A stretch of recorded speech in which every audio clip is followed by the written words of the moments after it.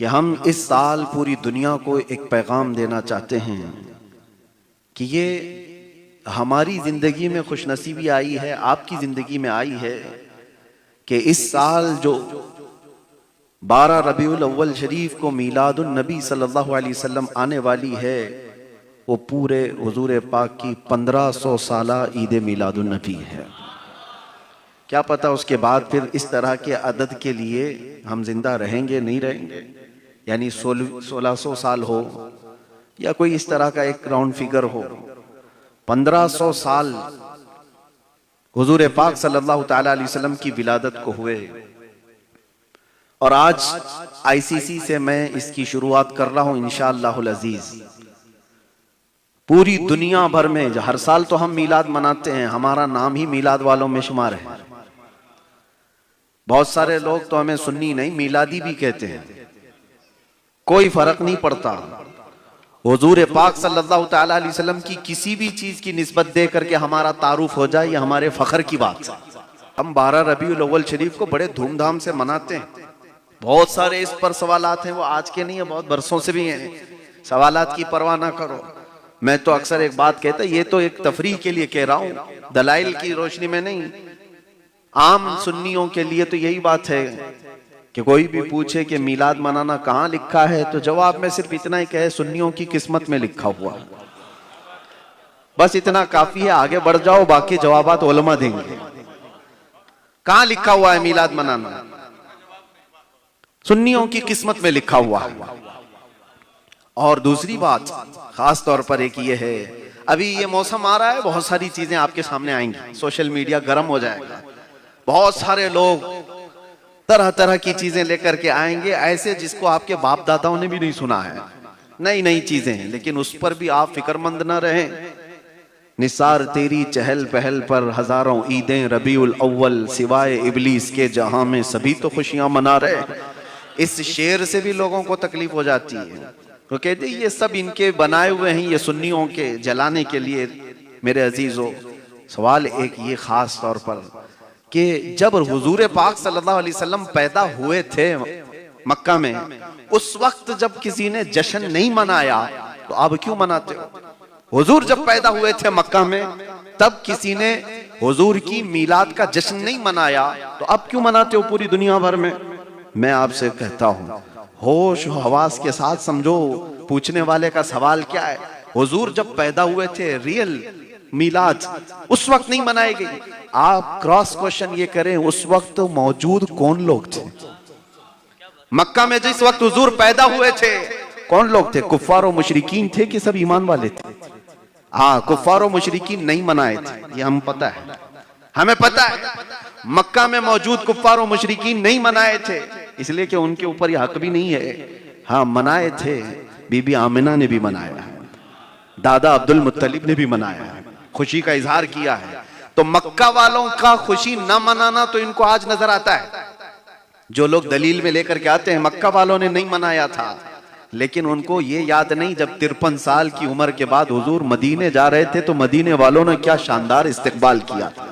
वो याद नहीं रहा कि हुजूर जब मदीने में दाखिल हो रहे थे तो छोटी बच्चियों से लेकर बड़े तक क्या कह रहे थे? तलअल बद्रु अलैना मिन सनियातिल वदाई वजब शुक्र अलैना मा दआ लिल्लाहि दाई। ये किसके कलमात हैं? ये किसकी जुबान थी?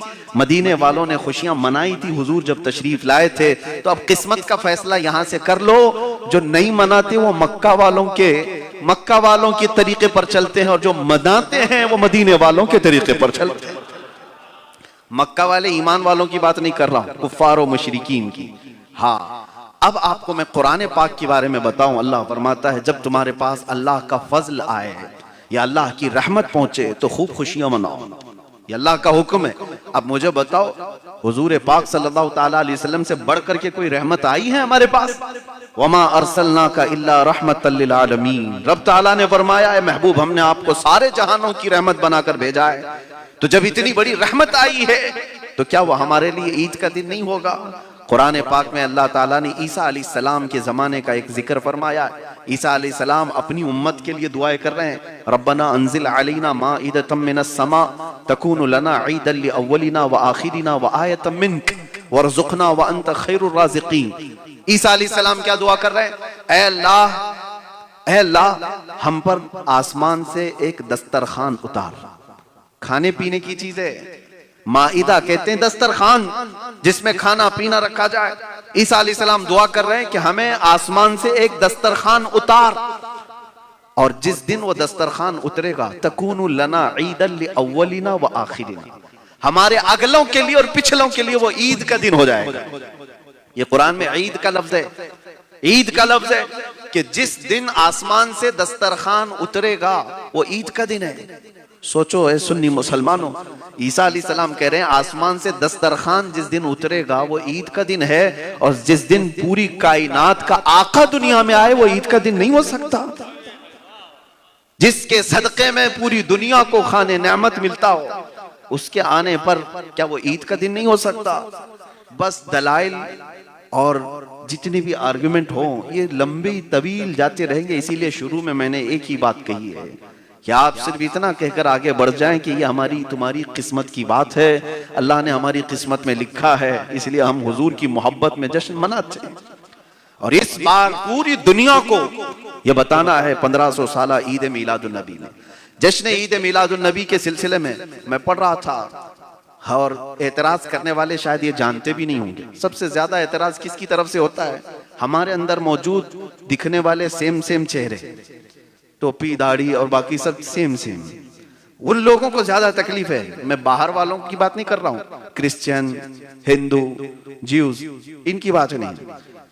जमात के अंदर दिखने वाले सेम चेहरे, वो अपना नाम कुछ भी रखते हो, कोई भी नाम, देवबंदी, अहले हदीस, किसी भी तरह के नाम से हो, अगर उनको एतराज है, वो भी जिस इमाम को सबसे ज्यादा फॉलो करते हैं, आपको मैं बताऊं, शेख इब्ने तैमिया, किताब है इब्ने तैमिया की, इक्तिज़ाउस सिरातिल मुस्तकीम, किताब इब्ने तैमिया की है। मुझे हैरत हो रही है, इब्ने तैमिया अपनी किताब में ये लिखते हैं कि बहुत सारे मुहद्दिसीन ने मीलादुन नबी सल्लल्लाहु अलैहि वसल्लम का जिक्र किया है, और जितने मोमिनीन ये मनाते हैं, अगरचे एक नया काम है लेकिन हुजूर की मोहब्बत की वजह से उन्हें अजर दिया जाएगा। ये कौन कह रहा है? बाबा कह रहा है, और बच्चे आज कुछ और कह रहे हैं। बाबा ये कह रहा है कि जितने लोग हुजूर की मिलाद मनाते हैं हुजूर की मोहब्बत की वजह से उन्हें अजर दिया जाएगा, नया काम होने की वजह से नहीं। उनके नजदीक अगरचे बिदात है, और वो कहते हैं इस बिदात की वजह से नहीं, लेकिन इनकी नीयत की वजह से इन्हें सवाब दिया जाएगा। बाबा को इतनी तो अकल है कि वो इस अमल को नाजायज नहीं कह रहे हैं, लेकिन नीचे आने वाले चेले बड़े शैतान हैं, और इनका हाल ये है कि ये अपने बाप दादाओं से भी आगे बढ़ गए, इसको हराम नहीं शिर्क तक पहुंचा दिया। और हकीकत में आपको बताऊं, मीलाद जो है इससे बढ़कर के शिर्क को तोड़ने वाला कोई अमल ही नहीं है। मीलाद मनाना शिर्क को तोड़ने वाला अमल है। मिसाल के तौर पर आपको मैं बताऊं, अल्लाह के बारे में तुम्हारा क्या अकीदा है?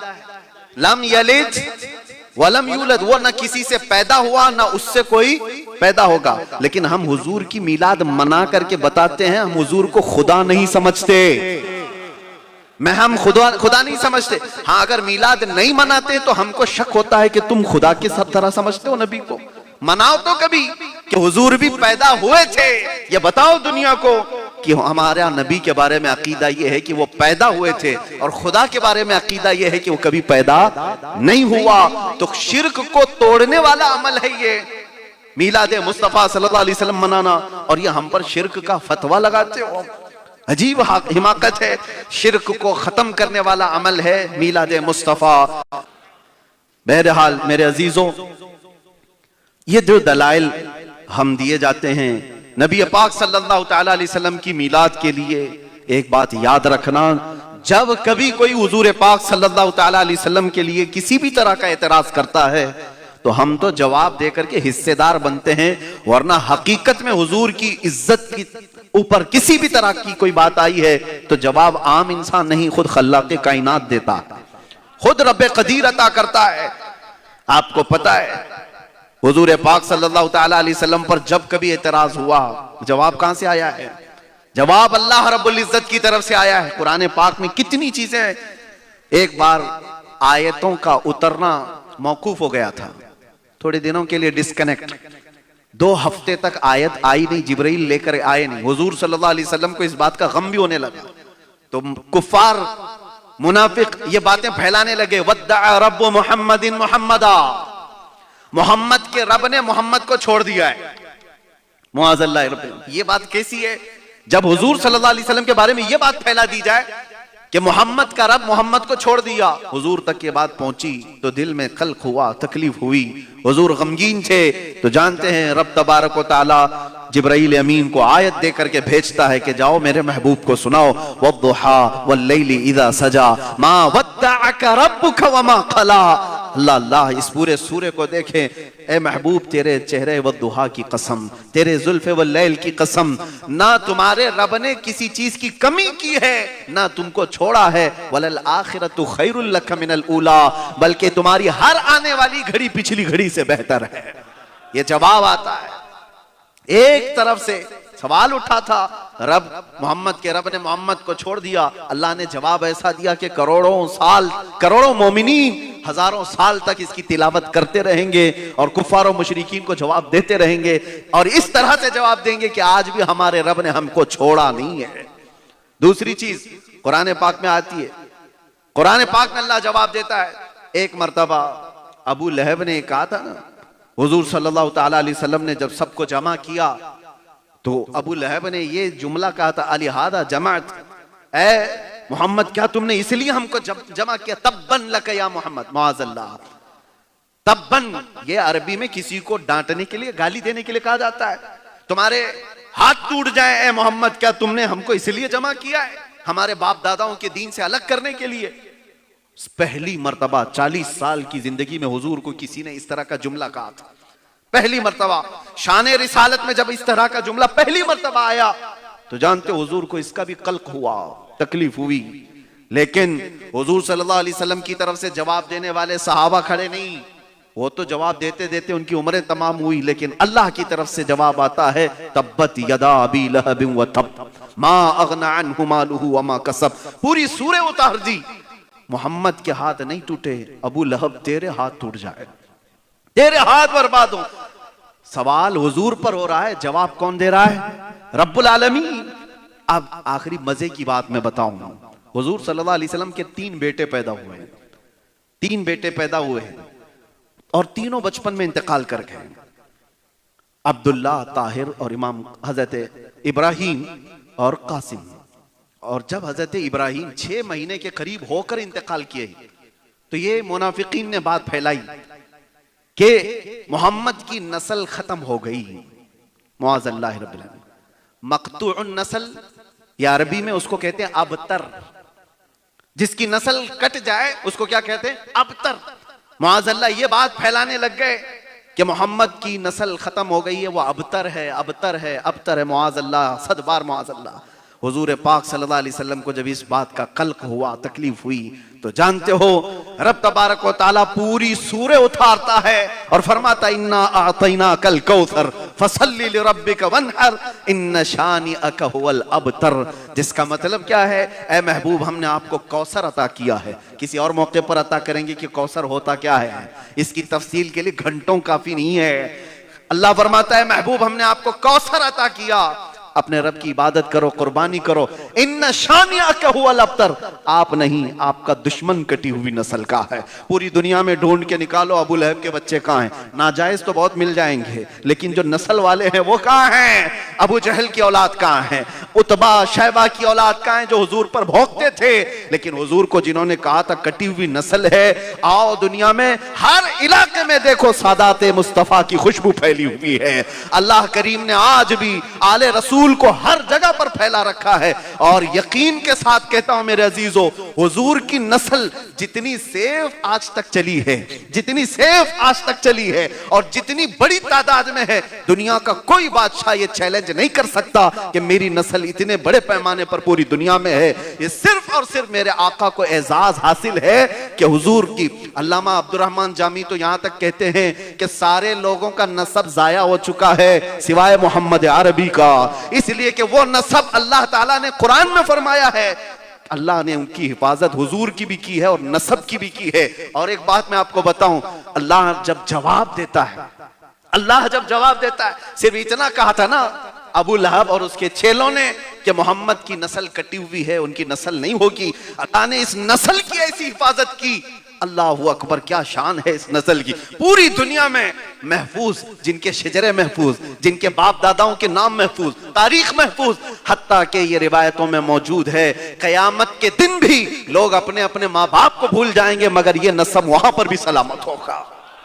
जब रब जवाब देता है तो पूरी नस्ब को, पूरे नस्ल को सुबह क़यामत तक महफूज करता है।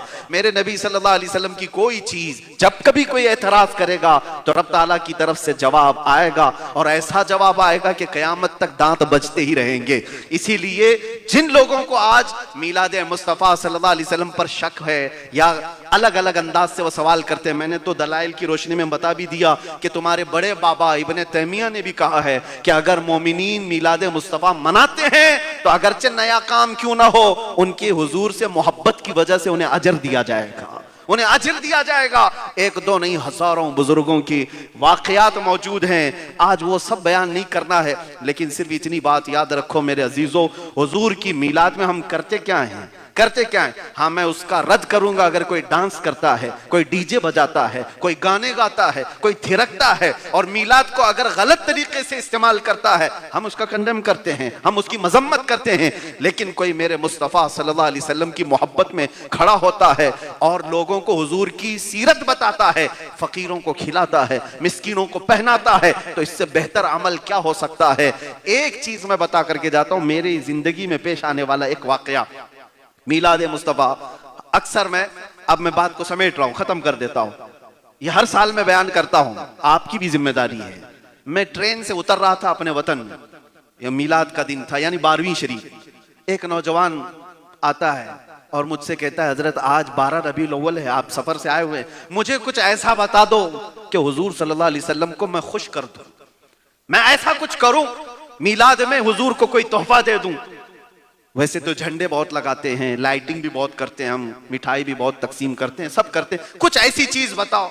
वो ज़हन में ऐसी अचानक मेरे बात आई, कहा देखो अल्लाह के नबी सल्लल्लाहु ताला अलैहि वसल्लम की जो पसंदीदा चीजें थी, अमल था, वो कमजोरों का बोझ उठाते थे। पूरे मक्का में इस बात में हुजूर मशहूर थे, वो बूढ़ों का और कमजोरों का बोझ उठाते, यतीमों की आवाजारी सुनते और उनकी दस्तगीरी फरमाते। अभी हम यहाँ सफर से आए हुए हैं, देखो कोई ऐसा तुमको नजर आ जाए जो बूढ़ा हो, कमजोर, उसका सामान उठा के पहुंचा दो ताकि हुजूर के इस अमल पर तुम्हारा अमल हो जाए और हुजूर खुश हो जाएंगे। उस नौजवान की बात मैं बता रहा हूं, ये रियल है। मैं तो चला गया, वो ढूंढ रहा था ट्रेन से उतरने वाले हर पैसेंजर को। एक बूढ़ी औरत उतरी, 2 शॉपर उसके हाथ में थे, बड़े बड़े थैलियां, और ये नौजवान उसके पास गया और कहा कि अम्मा जान मुझे ये दे दो, मैं पहुंचा दूं। वो डर गई, कहा कि एक नौजवान है, तू कुली है, ड्रेस भी नहीं है, कुछ भी नहीं है, और तू सामान क्यों उठाएगा मेरा? ना बाबा, मैं सामान नहीं दूंगी। ये जिद करने लगा कि कुछ नहीं, आप डरो मत, सेफ है, और ना मैं चोर हूं, उचक्का हूं, कुछ नहीं, आपका सामान जहां तक बोलोगी पहुंचा दूंगा। वो डर गई कि ये क्यों इतना आर्ग्यू कर रहा है मुझे, मेरा सामान उठाना तुझे क्यों? उसने कहा अम्मा बस बात ये है कि आज हमारे प्रॉफेट मोहम्मद सल्लल्लाहु अलैहि वसल्लम का जन्मदिन है, उनकी पैदाइश का दिन है, और उनकी ये सुन्नत यानी उनका महबूब अमल था कि जब वो कभी किसी कमज़ोर को, बूढ़े को बोझ उठाया देखते थे तो उसका सामान ले लेते थे। मैं भी इसीलिए आया हूँ, आप अपना सामान दे दो, मैं उठा करके ले जाऊँगा। वो इतनी बात पर इम्प्रेस हो गई, खुश हुई, और दोनों सामान उठा के दे देती है, और वो ले करके गया काफ़ी दूर तक, उसके घर तक वो पहुँचा करके आया। बात आई गई, हो गई, ख़त्म हो गई। 6 महीने के बाद मेरे अजीज अजीजों, वो नौजवान मुझसे राब्ता करता है और कहता है अजीब इत्तेफाक है हजरत, अजीब इत्तेफाक है, वो खातून जो जिसका सामान मैं उठाकर पहुंचाया था मेरे भी कोई कांटेक्ट में नहीं थी, लेकिन जाने के वक्त उसने कुछ कांटेक्ट लिए थे, 6 महीने के बाद आज वो मुझसे कांटेक्ट करती है और कहती है नौजवान तुम्हारे किसी आलिम से मिलाओ। कहा क्यों, वजह क्या है? वो कहती है 6 महीने हो गए मैं तुम्हारे नबी की सीरत ही पढ़ रही हूं, उनकी बायोग्राफी पढ़ रही हूं और आज मैं इस नतीजे पर पहुंची हूं कि उससे बेहतरीन अखलाक किसी के हो ही नहीं सकते। और मैं चाहती हूं कि वो जो हसीन चेहरे वाला दुनिया में आया था, अमीना का लाल आला अखलाक वाला आया था दुनिया में, मैं उसके अखलाक में ढल जाऊं और मैं भी कलमा तैयबा पढ़ लूं। मैंने उस वक्त महसूस किया अगर एक नौजवान सही तरीके से मिलाद मनाता है तो मेरे मुस्तफा से कितने को करीब वो कर देता है, अगर गलत तरीके से मनाते हो तो हुजूर से लोगों को दूर कर देते हो। आज ये अहद करके उठो कि मिलाद मुस्तफा आए तो हम अपने आप को चेंज करके ऐसे निकले कि दुनिया देखे तो वो याद करे 1400 साल पहले वाली खुशबू आज यहां पर नजर आ रही है, मदीने की हवाएं यहां नजर आ रही हैं। इसलिए 1500 साल ईद मिलादुन नबी हमें इस तरह से मनाना है, हश्र तक डालेंगे हम पैदाइश मौला की धूम, मिस्ल फारस नजद के किले गिराते जाएंगे। अल्लाह करीम हम सबको कहने सुनने से ज्यादा अमल की तौफीक अता फरमाए।